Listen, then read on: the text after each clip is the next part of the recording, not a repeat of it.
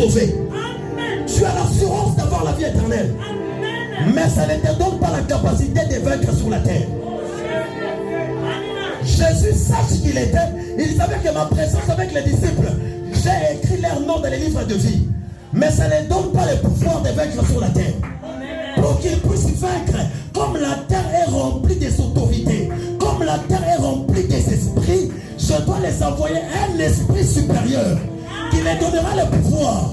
Comme ils ont déjà la vie éternelle, mais ils sont encore sur la terre, il faut le Saint-Esprit qui va leur permettre de mettre Satan au coin. Et Satan ne pourra pas agir. Avoir Jésus, la vie éternelle vient. Mais avoir le Saint-Esprit, c'est le pouvoir d'opérer sur la terre. Jésus-Christ de Nazareth, il nous a donné son esprit parce qu'il savait que même s'ils ont reçu Jésus, sans le Saint-Esprit, ces hommes vont mourir. Sur la terre, il y a plein des esprits plus que même les hommes. Je vais vous révéler quelque chose. Les hommes sont plus nombreux, mais pas plus que les démons. Les démons sont plus nombreux que les hommes. Et les anges sont plus nombreux que les démons. Est-ce que quelqu'un m'entend bien?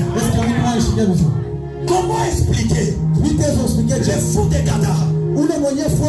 Il était seul. Mais en lui, il y avait des légions. Des légions de démons. En d'autres termes, le corps de l'homme, c'est une maison.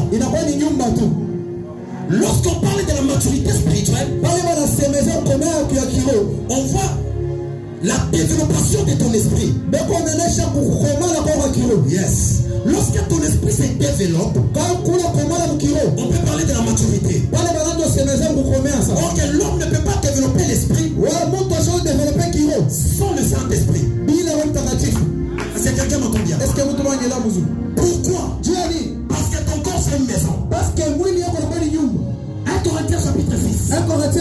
Son corps est le temple du Saint-Esprit. Lorsqu'on parle d'une maison, on ne peut pas parler d'une maison sans parler des portes. Là on parle d'une maison, il y a nécessairement une porte. Et la porte sert à des choses.